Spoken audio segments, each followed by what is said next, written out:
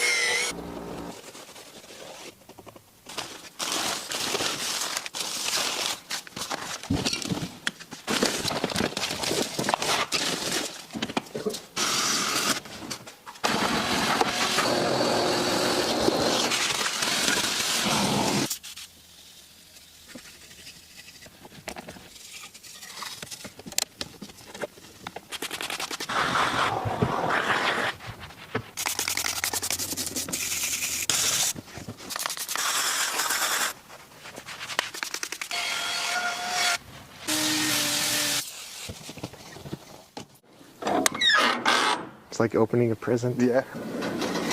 Whoa!